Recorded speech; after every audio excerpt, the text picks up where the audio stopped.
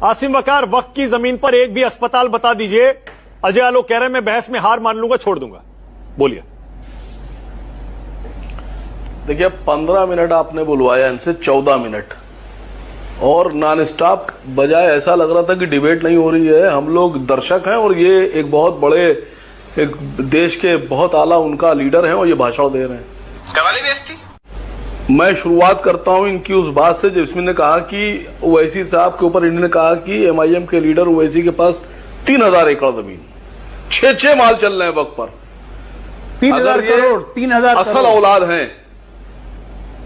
सुनिए, अगर आप असल औलाद हैं तो आपने कहा 6 माल चल रहे हैं, आप 3 के नाम बताइए कौन से मॉल हैं।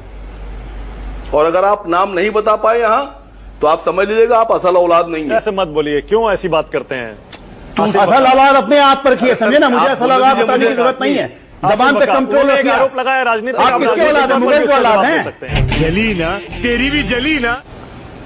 सर जो मुझे बोलना था मैंने बोल दिया और जहां तक आवाज पहुंचना थी पहुंच गई और जिसके मिर्चे लगना थी लग गई। अब आगे सुनिएगा आप यहाँ लग गई, मुगलों के औलाद की मिर्ची लग गई है। नगाड़े बजा बजा के बता रहे हैं। मुगलों के औलाद से मुझे मिर्ची नहीं लगती है। नगाड़े बजा बजा के, अरे सुनो मेरे भाई, तुमने बोला हमने सुना, अब हम भाई कहां से हो गए भाई? आप मुगल की औलाद हैं, मैं हिंदू। मोदी कोई जी भाई नहीं। चुप कर बे कुत्ते। मोदी जी और अमित शाह कह रहे हैं, मोदी जी और अमित शाह कह रहे हैं कि वक्फ की जमीनें सुरक्षित हाथों में चली जाएंगी, सुरक्षित रहेंगी, कोई खतरा नहीं है, बिकेगी नहीं। सरकार की खुद की अपनी जमीनें तो सुरक्षित नहीं है। अयोध्या में सेना की जमीन अडानी को बेच दी। नवी मुंबई और अटल सेतु के बीच में 5286 एकड़ जमीन 42 लाख रुपए प्रति एकड़ के हिसाब से 2200 करोड़ रुपए की अंबानी को बेच दी। जो 42 लाख रुपए एकड़ की जमीन बेची है अंबानी को, उसकी रियल कीमत ओरिजिनल मार्केट में 25 करोड़ रुपए प्रति एकड़ है।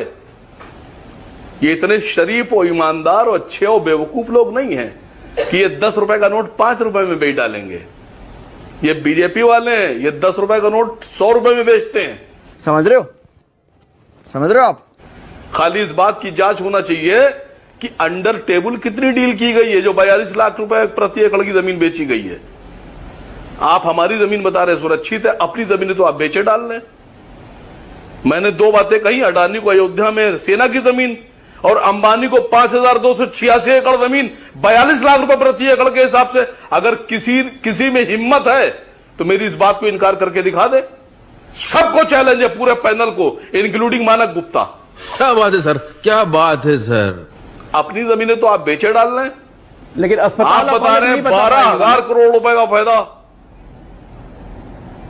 सुनिए सर, 12,000 करोड़ रुपए का वक्फ का फायदा। नीरव मोदी, मेहुल चौकसी, माल्या, न जाने कितने लोग कितने हजार करोड़ रुपए, लाख करोड़ रुपए लेकर भाग गए। किसी एक को लाइए, लेके आ रहे मेहुल चौकसी लाकर जितना पैसा वापस आए 12,000 नहीं 12,000 करोड़ हमको दे दीजिए, मुसलमानों को, बाकी आप रख लीजिए। सही पकड़े हैं ना, रख रहे हैं मेहुल चौकसी को वापस ला रहे हैं आपके लिए, चिंता क्यों कर रहे हैं? पता नहीं है, अपडेट नहीं रहते हैं। मैंने ये कहा है कि अगर ये असल से हैं, अरे फिर वही बात, बीजेपी प्रवक्ता, तो 3 मॉल के नाम बताएं, 3 मॉल के नाम बताएं जिस पर इन्हें इल्जाम लगाया है कि वक्फ की जमीन पर वैसी आपका चैलेंज हो गया। एक सेकेंड, चुपचाप अपना बोलिया बिस्तर समेटे हो, यहां से निकल जाइए। गजब बेइज्जती है। एक सेकंड रुक जाइए। आसिम वकार, जैसे मैंने कहा राजनीतिक आरोप है, मैं आपसे दरखास्त कर रहा हूं, राजनीतिक जवाब दे सकते हैं, जो जवाब देना है दीजिए, मर्यादा में रह के दीजिए। एक दूसरा, आपने जो जवाब देना था दे दिया, जो कहना था, रुकिए ना, अब एक सेकंड रुकिए तो सही। अब अजय आलोक ने जो कहा प्लीज उसका भी जवाब दीजिए। आरोप लगा रहे हो, कह रहे राजनीतिक आरोप पर एक भी अस्पताल आप बता दीजिए। अब राजनीतिक आरोप हो गया है। सुनिए बात सुनिए। अब आप यहां बैठकर इनकार कीजिए या हाँ में हाँ मिलाइए कि हाँ ओवैसी साहब के 6 मॉल हैं वक्फ की जमीन पर, और या फिर आप ये कहिए कि झूठे हैं। मानक गुप्ता जी आपके चैनल पर आपकी डिबेट पे। अरे आसिम भाई एक सेकंड बोलिए, क्या आप एक मिनट। अजय आलोक का आरोप आप जवाब देंगे, मैं यहां जवाब देने नहीं बैठा हूं, मैं सिर्फ डिबेट करवाने और उसको मॉडरेट करने के लिए बैठा हूं। थारी एक हरकत से वाकिफ हूं मैं, रिकॉर्ड है थारा मेरे पास। जवाब आपको देना है, मैंने आपको मौका दे दिया। आप कुछ कर अब आप जरा अजय आलोक का भी जवाब दे दीजिए। राजनीतिक है क्यों? अरे मैं तो सिर्फ इतनी बात कह रहा हूं, मर्यादा में रहकर जो जवाब देना दीजिए ना। मैं आपको कहां रोक रहा हूं, आपको पूरा टाइम दे रहा हूं। मैं कह रहा हूं वक्फ की जमीन पर एक भी अस्पताल है क्या, वो बता दीजिए। अजय आलोक पूछ रहे हैं। मानक गुप्ता जी, मुझे इस बात का जवाब दे दीजिए कि 5,286 एकड़ 42 लाख रुपए से वो जमीन अंबानी को बेची गई जिसकी कीमत 25 करोड़ रुपए। अच्छा ठीक है, ये बात आप 4 बार बोल चुके हैं। अब आगे बढ़ते हैं, रुकिए ना 1 मिनट 1 सेकंड, अब आगे बढ़ते हैं जरा। अब प्रधानमंत्री की बात का जवाब दे दीजिए। वो कह रहे हैं कि पुराने वक्त कानून की वजह से ही मुसलमान आज पंक्चर बना रहा है। जवाब दीजिए। नहीं, अब प्रधानमंत्री जी का भाषण मैंने सुना।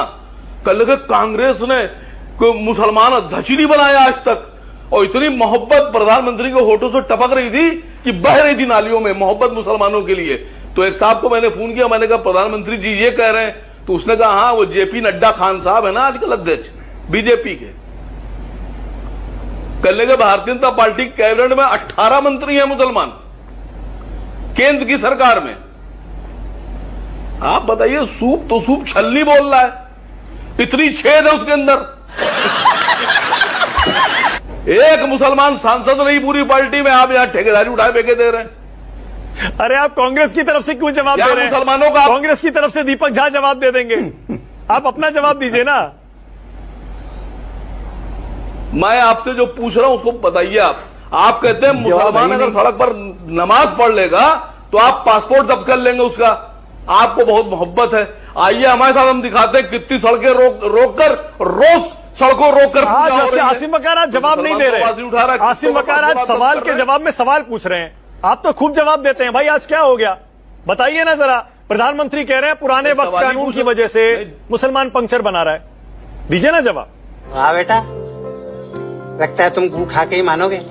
नहीं, ये तो मैंने आपसे कहना कि जब मुसलमान यहां नहीं थे, जब मुसलमान भारत में आए नहीं थे, उससे पहले से दलितों के पीछे झाड़ू बंधवाते थे और आगे हांडी बंधवाते थे, कुएं पे पानी नहीं भरने देते थे, मंदिर में जाने नहीं देते थे, दूर से सूरज की परछाई अगर पड़कर किसी ब्राह्मण में पड़ती थी तो सड़क हो जाती थी। तो उनके लिए क्या कहेंगे आप? ठीक है, जवाब है। ओके, अब एक सवाल और आसिम बकार, बोलिए। एक सवाल और। ओके, अब एक सवाल और। अब फिर ये भी बता दीजिए, बंगाल में दंगे कौन करवा रहा है? बीजेपी करवा रही है, ममता दीदी करवा रही है? नहीं, देखिए बंगाल में बीजेपी वर्सेस टीएमसी लड़ाई चल रही है, और यहां तो आप मानक गुप्ता जी बड़ी भाषण आप देते हैं टीवी पर बैठकर, मुसलमान ने यह कर दिया, इसका घर गिरा दो, उस पर बुलडोजर चला दो, उसको जेल भेज दो, उसका पासपोर्ट जब्त कर लो, उसकी गाड़ी तोड़ दो। और यहां करनी सेना ने जो आगरा में किया, बुलडोजर लेके चली गई करनी सेना। आप फिर जवाब नहीं दे रहे। आज आसिम बकार क्या हो गया आपको? आज सारे मेरी जो सीधी बॉल फेंक रहा हूं मैं, तो बाउंसर भी नहीं डाल रहा हूं मैं, सारी छोड़े जा रहे हैं। खेल क्यों नहीं रहे आज? अरे आपको बॉल सर आपको बॉल ही नहीं फेंकना आती है। अरे सवाल कर रहे हैं, सीधी बॉल फेंकना उसको भी छोड़ रहे हैं। बाल गया आप बॉल फेंकना।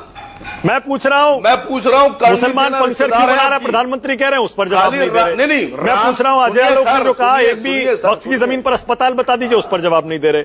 मैं कह रहा हूं बंगाल में दंगे कौन करवा रहा है, उस पर भी जवाब नहीं दे रहे। सर अरे मेरी बात तो सुन लीजिए, मैं कहने जा रहा हूं, रामजी लाल सुमन दलित हैं और उन्होंने जबान चला दी तो उनके घर पे बुलडोजर लेके पहुंच जाएंगे।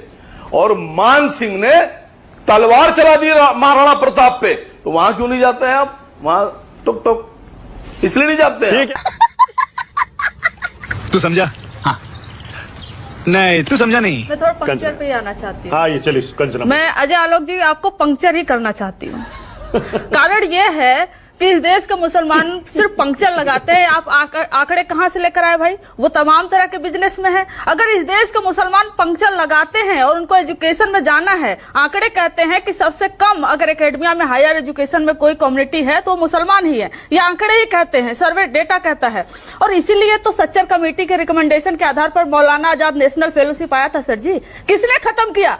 आपने खत्म किया, क्योंकि आप चाहते थे कि इस देश का मुसलमान सिर्फ और सिर्फ पंक्चर लगाए। ये आपकी नीयत है। आप ही बताइए, आप ही उनके साथ दुर्व्यवहार भी करेंगे, उनकी इकोनॉमी भी छीनेंगे और आप ही उनके शुभचिंतक भी होंगे। ये सब दोगलापन है। और इतने ही शुभचिंतक हैं तो जब 20,000 करोड़ रुपए माइनॉरिटी कमीशन से वक्फ बोर्ड ने मांगा था तो एक भी रुपए क्यों अभी तक सरकार ने, माइनॉरिटी कमीशन ने नहीं दिया हॉस्पिटल खोलने का? हॉस्पिटल के बारे में पूछ रहे थे ना, आप कह रहे थे आप डिबेट छोड़कर चले जाएंगे, तो यही डीडीए ने एक रिपोर्ट डॉक्यूमेंट दिया है जिसमें इरविन हॉस्पिटल जो है वो वक्फ बोर्ड की जमीन पे डीडीए ने दिया हुआ है। और कोविड के समय में तमाम राज्यों में, मैं केरला की बात कर रही हूँ, केरला में 1.6 हेक्टेयर जमीन पर वक्फ बोर्ड ने कहा कि हॉस्पिटल बनाया जाए, सरकार ने उसको मंजूरी नहीं दी, इसलिए वो नहीं बना। 560 बेड का, तो ऐसे तमाम उदाहरण मिल जाएंगे। थोड़े गूगल आप भी कर लिया करिए, सिर्फ मॉल गूगल मत क्या करिए। मॉल घूमने जाते हैं तो आपको सिर्फ मॉल ही दिखाई देता है, और भी चीजें गूगल करिए, थोड़ी सी जानकारी अपनी बढ़ाइए। और दंगे तो आपकी यूएसपी है सर, कर्नाटक में दंगे करवाएंगे, उसकी लपट बिहार तक आनी चाहिए क्योंकि बिहार में चुनाव है। अभी देखते रहिए मानक जी, चुनाव आने तक भारतीय जनता पार्टी इस देश के तमाम राज्यों में दंगे करवाएगी और ये मैं पूरे दावे के साथ कहती हूँ, और उसकी लपट बिहार तक पहुंचाएगी क्योंकि बिहार में चुनाव आने वाला है। इनकी एक ही सिंगल यूएसपी है, काम धाम तो करते नहीं है, बातें बड़ी बड़ी करते हैं, ये हिंदू मुसलमान कर देना है, दंगे करा देना है, और हम सब बैठकर नेशनल टेलीविजन पे हिंदू और मुसलमान करते रहेंगे। और गरीब मुसलमानों की इतने ही तैसी है सर, तो उसमें हिंदू क्यों ऐड किए? गरीब मुसलमान को मैंडेटरी कर देते ना, जो 12 मेंबर होंगे वो हिंदू हो सकते हैं। आपने ऐसा क्यों किया? कहते थे कि गरीब मुसलमान मैंडेटरी है बोर्ड में क्योंकि हम गरीब मुसलमानों का भला करना चाहते हैं। कथनी कुछ और, कहनी कुछ और। ओके, आप कुछ भी बोलो, ये नहीं सुनने वाला।